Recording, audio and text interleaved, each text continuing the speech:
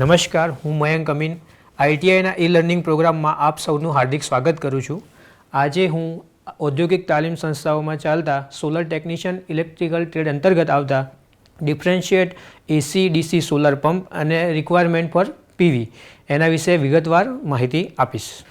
Solar એસી અને solar DC pump વિશે માહિતી મેળવતા પહેલાં આપણે સોલર ઉર્જાનું કઈ રીતે વિદ્યુત ઉર્જામાં રૂપાંતર કરીએ છીએ એના વિશે થોડીક માહિતી ટૂંકમાં મેળવીએ. તો જેમ તમે સ્લાઇડમાં જોઈ શકો છો કે સૂર્યની ઉર્જા એક પીએન જંક્શન ડાયોડની ઉપર પડે છે અને પી ટાઈપ સેમિકન્ડક્ટર અને એન ટાઈપ સેમિકન્ડક્ટર એની વચ્ચે ફોટોવોલ્ટેઇકની પ્રોસેસ દ્વારા સૂર્યની ઉર્જા વિદ્યુત ઉર્જામાં રૂપાંતર પામે છે. આ સિમ્પલ ઇફેક્ટને આપણે ફોટોવોલ્ટેઇક ઇફેક્ટ તરીકે ઓળખીએ છીએ. આ માટે બે પી અને એન ટાઈપના સેમિકન્ડક્ટરનો ઉપયોગ કરવામાં આવે છે, જે તમે આકૃતિમાં જોઈ શકો છો. બરાબર, આ જે પીએન જંક્શન બને છે એને આપણે સોલર સેલ તરીકે ઓળખીએ છીએ.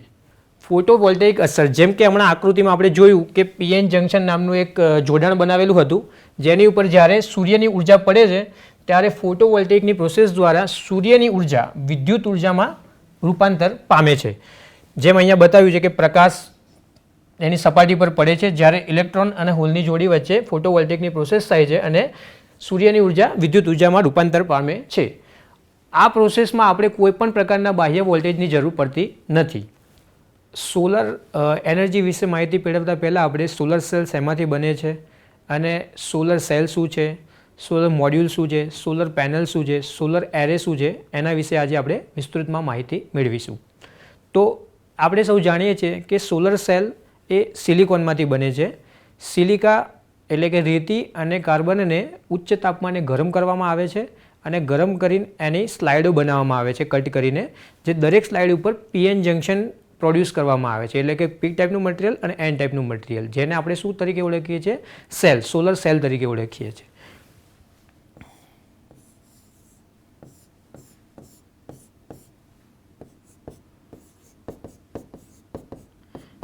એક સોલર સેલની વોલ્ટેજની કિંમત હોય છે 0.5 વોલ્ટ. 0.5 વોલ્ટ એક સેલની કિંમત હોય છે 0.5 વોલ્ટ, જે ખૂબ જ ઓછી માત્રામાં છે. તો બહુ બધા સેલને આ રીતે 72 સેલને ભેગા કરવામાં આવે છે. 72 સેલ આવા એક 0.5 વોલ્ટ વાળા 72 સેલને ભેગા કરીને એક સોલર મોડ્યુલ બનાવવામાં આવે છે. તો એક સેલની કિંમત 0.5 વોલ્ટ, તો આવા 72 સેલને આપણે કમ્બાઈન કરીએ તો 0.5 ગુણ્યા એટલે 36 વોલ્ટ જેવી થઈ શકે, જે આપણા ઘરગથ્થુ વપરાશ માટે હજી પણ ઓછી છે. આપણા ઘરે 230 વોલ્ટ એસી આવે છે અને આ એક મોડ્યુલ બનાવીએ આપણે 72 સેલનું, છતાં એની કિંમત થાય છે 36 વોલ્ટ. તો આવા 3 મોડ્યુલ,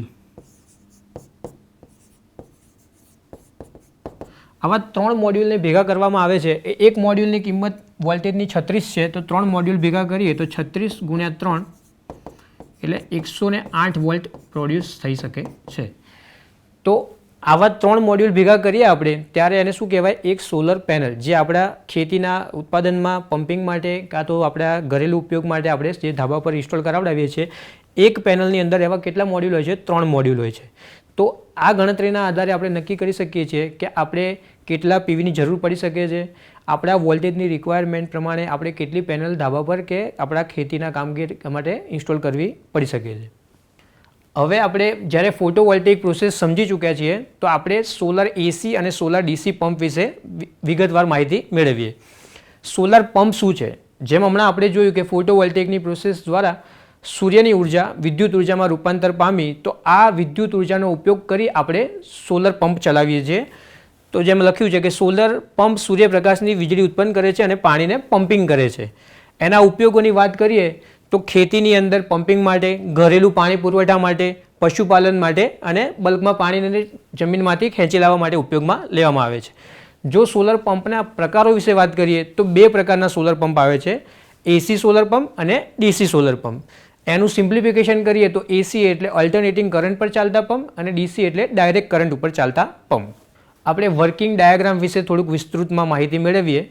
જેમ કે ડાયાગ્રામમાં તમે જોઈ શકો છો કે અહીંયા સૂર્ય છે, જે સૂર્યના કિરણો સોલર પેનલ ઉપર પડે છે, જ્યાં ફોટોવોલ્ટેઇકની પ્રોસેસ દ્વારા સૂર્યની ઉર્જા વિદ્યુત ઉર્જામાં રૂપાંતર પામે છે. આ ઉર્જા ડીસી હોય છે, કારણ કે ડીસી ઉર્જાને આપણે સ્ટોર કરી શકીએ છીએ, એસી ઉર્જાને સ્ટોર કરી શકતા નથી. તો આ જે પેનલ દ્વારા સૂર્યની ઉર્જા વિદ્યુત ઉર્જામાં રૂપાંતર પામી છે, જેને આપણે મોટરને વીજ શક્તિ પૂરી પાડીએ છીએ, જેના દ્વારા પંપ આપણો ચાલે છે. વચ્ચે એક તમે બ્લોક્સ જોઈ શકો છો, જે છે કંટ્રોલર એટલે એવી વસ્તુ જે પંપને એક્સ્ટ્રા વોલ્ટેજ ના મળે જેનું પૂરેપૂરું ધ્યાન આપે છે. અને જો આપણે વિદ્યુતને સ્ટોર કરવા માટે જો બેટરી યુઝ કરી હોય તો એ ઓવરચાર્જ ના થઈ જાય, તેના માટે કંટ્રોલરનું મુખ્ય કાર્ય છે. Working diagram of solar pump જે તમે જોઈ ચૂક્યા છો કે આકૃતિમાં દર્શાવ્યા મુજબ સૂર્યના કિરણો સોલર પેનલ પર પડે છે. સોલર પેનલના પીએન જંકશન દ્વારા આ સૌર ઉર્જાનું ફોટોવોલ્ટેઇક પ્રોસેસ દ્વારા ડીસી ઉર્જામાં રૂપાંતર કરવામાં આવે છે. પ્રોસેસમાં એક ચાર્જ કંટ્રોલર પણ મૂકવામાં આવે છે. જો ચાર્જ કંટ્રોલર વિશે આપણે ઉદાહરણ સમજીએ તો જેમ આપણા મોબાઈલની અંદર ચાર્જરમાં ઓટો કટઓફનું ઓપ્શન હોય છે, આ એક જાતનું એવું જ ડિવાઇસ છે જે બેટરીને ઓવરચાર્જ થતી અને એની લાઈફને મેન્ટેન કરવામાં હેલ્પફુલ થાય છે. હવે આપણે જેમ હમણાં વાત કરી કે પંપ બે પ્રકારના હોય છે, એક એસી સોલાર પંપ અને બીજો છે ડીસી સોલાર પંપ. તો સૌપ્રથમ આપણે ડીસી સોલાર પંપ વિશે વિસ્તૃતમાં માહિતી મેળવીએ. તો ડીસી સોલાર પંપ, તો તમે નામ ઉપરથી સમજી શકો છો કે ડીસી સોલાર પંપ એટલે ડીસી એટલે ડાયરેક્ટ કરંટ ઉપર ચાલતું ડિવાઇસ. તો એના માટે આપણે ઇન્વર્ટરની જરૂર નથી, કારણ કે આપણે સૂર્યની ઉર્જાને પીએન જંકશન ડાયોડ દ્વારા સીધી ડીસી વિદ્યુત ઉર્જામાં રૂપાંતર કરીએ છીએ. તો આપણે જેમ લખ્યું છે કે ડીસી મોટર દ્વારા ચાલે છે, એમાં ડીસી સપ્લાયની જરૂર છે, તો ઇન્વર્ટરની જરૂર નથી. પછી આપણે પંપ બે પ્રકારના આવે છે, એક સબમર્સિબલ પંપ, બીજો સરફેસ ટાઈપનો પંપ. તો સબમર્સિબલ પંપ જો તમે જાણતા જશો કે સબમર્સિબલ પંપ ઊંડાણવાળા એરિયાની અંદર પાણીની અંદર ટાંકાની અંદર મૂકવામાં આવે છે, જ્યારે સરફેસ પ્રકારના પંપને જમીનના કોઈ સ્તર ઉપર માઉન્ટિંગ કરવામાં આવે છે. એમાં ક્રાઇટેરિયા આપેલા છે કે 10-15 મીટરથી આસપાસ ઊંડું પાણી હોય તો આપણે સબમર્સિબલ પ્રકારના પંપનો ઉપયોગ કરીએ છીએ, પણ એનાથી ઊંડું પાણી હોય તો આપણે સરફેસ પ્રકારના પંપ જેને માઉન્ટ કરવામાં આવે છે જમીન ઉપર, અને ત્યાં સોલર એનર્જી દ્વારા તેને પાણીને પમ્પિંગ કરવામાં આવે છે. ડીસી પંપના ફાયદા જોઈએ તો એની કાર્યક્ષમતા ઊંચી છે, અને ડીસી પંપની કાર્યક્ષમતા ઊંચી હોવાનું કારણ એક છે કે જેમાં ઇન્વર્ટરની જરૂર પડતી નથી. જ્યાં આપણે ઇન્વર્ટર યુઝ કરીએ છીએ ત્યાં એનર્જીનો વ્યય થાય છે, પણ ડીસી પંપની અંદર કોઈપણ જાતનું ઇન્વર્ટરની જરૂર નથી, તો એમાં એનર્જી વ્યય થતી નથી. પણ એના ગેરફાયદા એ છે કે એની જાળવણીનો ખર્ચ બહુ વધારે આવે છે, અને તેને રિપેર કરવા માટે એક્સપર્ટ લેબર્સની જરૂર પડે છે, જે ગ્રામીણ વિસ્તારમાં મળવા શક્ય નથી. એટલે એની કિંમત ઊંચી છે અને ગ્રામીણ વિસ્તારમાં સમારકામ મુશ્કેલ છે. એસી સોલાર પંપ. એસી સોલાર પંપ એ ઓલ્ટરનેટિંગ કરંટ એસી સપ્લાય પર ચાલતા પંપ છે. તેને ઇન્વર્ટરની જરૂર પડે છે, કારણ કે આપણે જે સૂર્ય ઉર્જા વિદ્યુત ઉર્જામાં રૂપાંતર કરીએ છીએ તે ડીસી સપ્લાયના ફોર્મમાં હોય છે, અને એસી મોટર ચલાવવા માટે આપણે એસી સપ્લાયની જરૂર પડે છે. તો વચ્ચે આપણે શું મૂકવું પડે છે? ઇન્વર્ટર મૂકવું પડે છે. તો એ એક્સ્ટ્રા કોસ્ટ લાગે છે તમારી. એમાં પણ ડીસીની જેમ બે પ્રકારના પંપ હોય છે, એક સબમર્સિબલ પંપ, બીજો સરફેસ ટાઈપનો પંપ. તો એમાં પણ એ સ્ત્રોત જ્યાં 10-15 મીટરથી ઊંડા ના હોય ત્યાં ગાડી આપણે સબમર્સિબલ પંપ યુઝ કરીએ છીએ, અને જ્યાં વધારે પાણીના ઊંડા સ્ત્રોત હોય ત્યાં સરફેસ ટાઈપનો પંપ આપણે માઉન્ટિંગ કરીએ છીએ. એના ફાયદા એવા છે કે ઉચ્ચ વીજ પ્રવાહવાળી એપ્લિકેશન, જ્યાં ઊંડાણપૂર્વકવાળા એરિયામાંથી પાણી ખેંચવું હોય ત્યાં આપણે એસી સોલાર પંપનો ઉપયોગ કરીએ છીએ, જેનું સમારકામ સરળ છે. એના કારીગરો ઇઝીલી આપણને અવેલેબલ થઈ શકે છે. એના ગેરફાયદા એ છે કે આપણે ઇન્વર્ટરની જરૂર પડે છે. ઇન્વર્ટરના કારણે એનર્જી કન્વર્ઝેશન થાય છે, એક રૂપમાંથી બીજા રૂપમાં રૂપાંતર પામે છે. આ પ્રોસેસમાં એનર્જીનો વ્યય થાય છે, અને એની સિસ્ટમની કિંમત કેવી છે? ઊંચી છે. મતલબ એનું કેપિટલ કોસ્ટિંગ વધારે છે. મેન્ટેનન્સ જાળવણી ખર્ચ ઓછો છે, પણ કેપિટલ કોસ્ટ વધારે છે કમ્પેર ટુ ડીસી. હવે આપણે એસી અને ડીસી પંપ વિશે માહિતી મેળવી તો બંને વચ્ચેનો એક ડિફરન્સ ચેક કરી લઈએ કે શું ડિફરન્સ છે બંને પંપમાં. તો એક બાજુ આપણે એસી સોલર પંપ વિશે માહિતી આપી છે, બીજી બાજુ ડીસી સોલર પંપ વિશે. તો એસી સોલર પંપમાં આપણે જેમ હમણાં ચર્ચા કરી કે આપણે જે એનર્જી પ્રોડ્યુસ કરીએ છીએ સૂર્ય ઉર્જા દ્વારા, જે ડીસી પંપમાં છે, તો એસી મોટર ચલાવવા માટે આપણે શેની જરૂર પડે છે? ઇન્વર્ટરની. જ્યારે ડીસી પંપ ચલાવવા માટે કોઈપણ પ્રકારની ઇન્વર્ટરની જરૂર પડતી નથી. અહીંયા ઇન્વર્ટરની જરૂર પડે છે, એટલે એનર્જીનું એક રૂપમાંથી બીજા રૂપમાં રૂપાંતર કરતી વખતે વ્યય થાય છે. તો એની કાર્યક્ષમતા એફિશિયન્સી કેવી છે? ઓછી છે compare to DC pump. DC solar પંપની કાર્યક્ષમતા એસી સોલાર પંપ કરતાં વધારે છે, કારણ કે તેમાં કોઈ પણ પ્રકારના ઇન્વર્ટરની જરૂર પડતી નથી. આ ઉચ્ચ પ્રવાહવાળી એપ્લિકેશન માટે ઉપયોગી છે, જ્યારે આ નીચા પ્રવાહની એપ્લિકેશન માટે ઉપયોગી છે. મતલબ કોઈ ઊંડાણવાળા એરિયામાંથી કાં તો વધારે હાઈ કરંટવાળી એપ્લિકેશન હોય ત્યાં એસી સોલાર પંપ ઉપયોગી નીવડે છે, જ્યાં ડીસી સોલાર પંપ નીચા પ્રવાહવાળી એપ્લિકેશન માટે ઉપયોગી નીવડે છે. હવે પસંદગીના માપદંડ. આપણે એસી અને ડીસી સોલાર પંપ વચ્ચે કન્ફ્યુઝન હોય આપણે કે ભાઈ કયો સોલાર પંપ સારો છે, તો એના માટે આપણે પસંદગીના માપદંડ નક્કી કરેલા છે કે આ માપદંડના આધારે તમે ઇઝીલી નક્કી કરી શકો છો કે મારે એસી સોલાર પંપ જરૂરી છે કે ડીસી સોલાર પંપ જરૂરી છે. તો આપણે જેમ ચર્ચા કરી કે પાણીની ઊંડાઈ, તો 10-15 મીટર ઊંડું હોય ત્યાં આપણે સબમર્સિબલ પંપ યુઝ કરીએ છીએ. જ્યાં ઊંચો વીજ પ્રવાહ એટલે જ્યાં હાઈ કરંટવાળી એપ્લિકેશન હોય ત્યાં એસી સોલાર પંપ અને નીચી કરંટવાળી એપ્લિકેશનમાં ડીસી સોલાર પંપનો ઉપયોગ કરીએ છીએ. બજેટ કે ડીસી સિસ્ટમ સરળ છે, પરંતુ તેનો પંપ કેવો છે? મોંઘો, અને તેનું સમારકામ પણ એસીના કમ્પેરિઝનમાં ઘણું જ જટિલ છે, જેના કારીગરો મળવા પણ મુશ્કેલ છે. તો એસી પંપ સસ્તો છે અને એનું મેન્ટેનન્સ પણ ઇઝી છે. સ્થાનની વાત કરીએ તો ગ્રામીણ વિસ્તારમાં ડીસી પંપ અને શહેરી વિસ્તારમાં એસી પંપ, કારણ કે ગામડાઓની અંદર ડીસી પંપ સસ્તા પડે છે, સો બધા ડીસી પંપનું પ્રાયોરિટી આપે છે, પણ એને સમારકામ કરવું ઘણું અઘરું છે. સૂર્યપ્રકાશની અવેબિલિટીની વાત કરીએ, પ્રાપ્યતાની વાત કરીએ, તો 5 થી 6 કલાક જ્યાં સૂર્યનો તડકો પ્રોપર મળી જતો હોય ત્યાં આ પંપ કારગર નીવડે છે. જો આનાથી ઓછું 5 થી 6 કલાકથી દૈનિક ઉર્જા એને ન મળતી હોય તો તમારે વૈકલ્પિક સ્ત્રોત તરીકે બેટરી રાખવી પડે છે. જ્યારે દિવસ દરમિયાન વીજળી પ્રોડ્યુસ થાય તો બેટરીની અંદર સ્ટોર થાય છે, અને જ્યારે સૂર્ય ઉર્જા અવેલેબલ ના હોય ત્યારે આ બેટરીમાં સ્ટોર ઉર્જા દ્વારા આપણે પંપને એવું ચલાવી શકીએ છીએ. હવે વાત કરીએ કે સોલાર એસી અને સોલાર ડીસી પંપ બાદ આપણે કેટલા ફોટોવોલ્ટેઇક સેલની જરૂર પડે. એસી સોલાર પંપ નાખીએ તો કેટલા ફોટોવોલ્ટેઇક સેલની જરૂર પડે, ડીસી પંપ નાખીએ તો કેટલા ફોટોવોલ્ટેઇક સેલની જરૂર પડે. એસી અને ડીસી પંપ માટે પીવી કેપેસિટી, પંપના પ્રકાર, પાણીની જરૂરિયાત, સ્થાપન સ્થાન જેવા પરિબળો પર આધાર રાખે છે. પંપના પ્રકાર એટલે જેમ કે આપણે વાત કરી કે સબમર્સિબલ પંપ છે, સરફેસ ટાઈપ પંપ છે. પાણીની જરૂરિયાત કે વધારે માત્રામાં પાણીની જરૂરિયાત હોય તો એસી સોલાર પંપ સારો પડે છે, ઓછા માત્રામાં પાણીની જરૂરિયાત હોય તો ડીસી પંપ સારો પડે છે. સ્થાપન સ્થાન, તમે કઈ જગ્યાએ ઉપરોક્ત પંપને ઇન્સ્ટોલ કરો છો તે પણ ઘણું મહત્ત્વનું છે.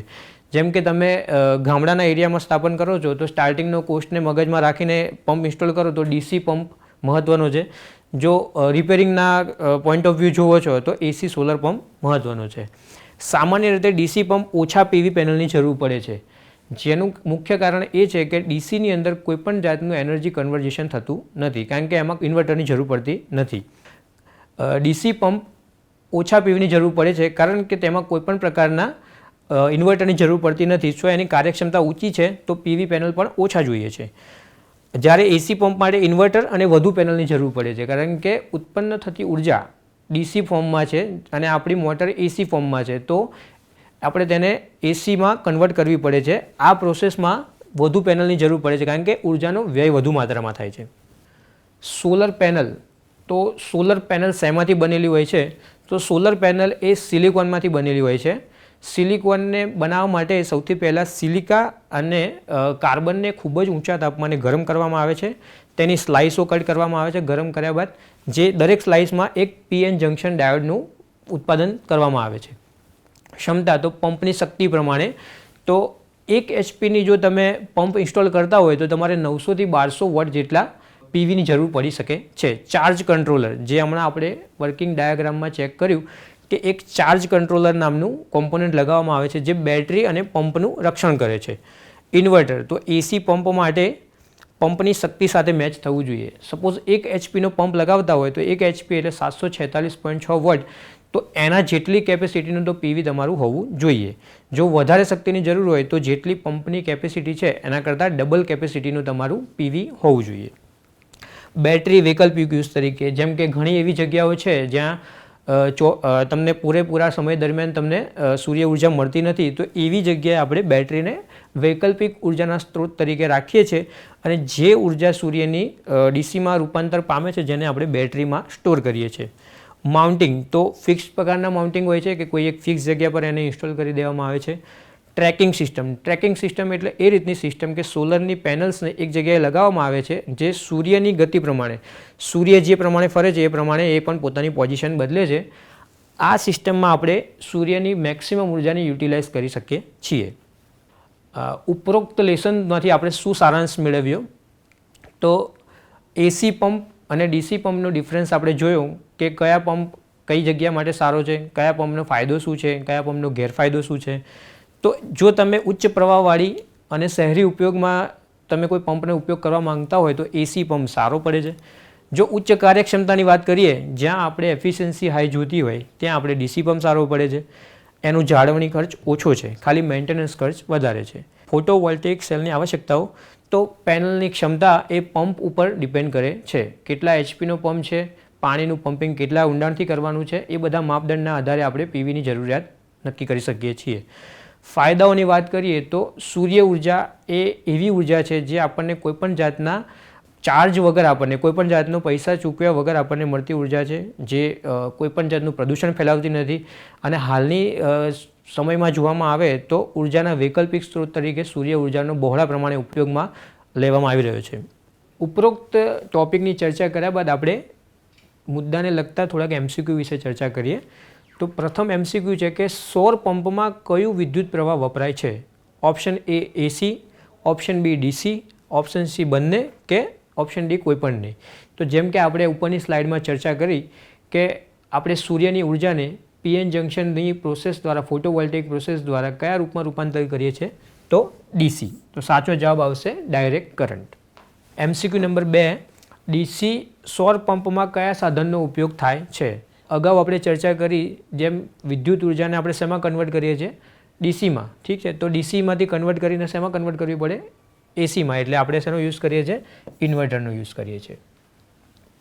એમસીક્યુ નંબર 3, એસી સૌર પંપ કઈ જગ્યાએ વધુ ઉપયોગી છે? તો આપણે એસી અને ડીસી સૌર પંપના તફાવતની અંદર ચર્ચા કરી. જ્યાં મોટા પાયે પાણીની પંપ કરવાની જરૂર હોય ત્યાં આપણે કઈ પંપની જરૂર પડે છે?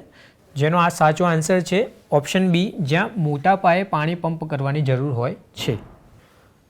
એમસીક્યુ નંબર 4, સૌર ડીસી પંપનો મુખ્ય ફાયદો શું છે? ઓપ્શન એ ઉચ્ચ કાર્યક્ષમતા, ઓપ્શન બી ઓછી જાળવણી, ઓપ્શન સી ઓછો ખર્ચાળ, ઓપ્શન ડી એસી પંપ કરતાં વધુ શક્તિશાળી. જેનો સાચો આન્સર છે ઓપ્શન એ ઉચ્ચ કાર્યક્ષમતા, હાઈ એફિશિયન્સી.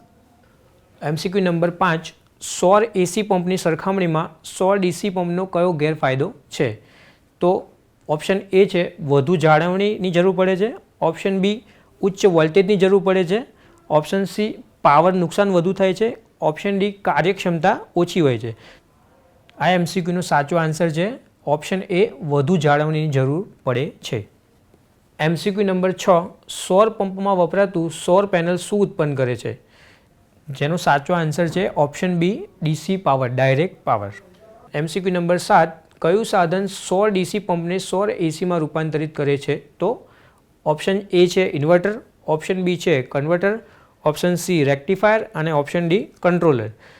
જેનો સાચો આન્સર છે ઓપ્શન એ ઇન્વર્ટર. એમસીક્યુ નંબર 8, સૌર પંપ કયા પ્રકારની એપ્લિકેશન માટે ઉપયોગી છે? તો ઓપ્શન એ છે ખેતીવાડી, ઓપ્શન બી છે ઘરગથ્થુ વપરાશ, ઓપ્શન સી છે ઔદ્યોગિક, ઓપ્શન ડી છે ઉપરોક્ત બધા. જેનો સાચો આન્સર છે ઓપ્શન ડી ઉપરોક્ત તમામ, ખેતીવાડી, ઘરગથ્થુ વપરાશ અને ઔદ્યોગિક એકમો માટે. એમસીક્યુ નંબર 9, સૌર પંપની કિંમત શેના પર આધાર રાખે છે? ઓપ્શન એ પંપની ક્ષમતા, ઓપ્શન બી પંપનો પ્રકાર, ઓપ્શન સી પંપની ગુણવત્તા, ઓપ્શન ડી ઉપરના બધા. તો આપણે જ્યારે પંપની ગુણવત્તાના માપદંડવાળી સ્લાઇડ ભણ્યા ત્યારે આપણે ચર્ચા કરી કે પંપની ક્ષમતા, પંપનો પ્રકાર, પંપની ગુણવત્તા, આ બધા જ મુદ્દા પર સોલર પંપના સિલેક્શન અને કિંમતનો આધાર રહેલો છે. આ એમસીક્યુનો સાચો આન્સર છે ઉપરોક્ત તમામ. એમસીક્યુ નંબર 10, ગુજરાતમાં સૌર પંપ માટે કઈ સરકારી સબસિડી ઉપલબ્ધ છે? Option A net metering, option B subsidy, option C બંને અને ઓપ્શન ડી કોઈ પણ નહીં. તો આ એમસીક્યુનો સાચો આન્સર છે ઓપ્શન સી બંને, એટલે કે નેટ મીટરિંગ અને સબસિડી. આજના આપણે સોલર ટેકનિશિયનના lesson number differentiate between AC DC solar pump અને PV requirement for different HP motors મુદ્દા વિશે વિસ્તૃત ચર્ચા કરી, જેની અંદરથી આપણે અમુક મુદ્દાઓ તારવ્યા છે.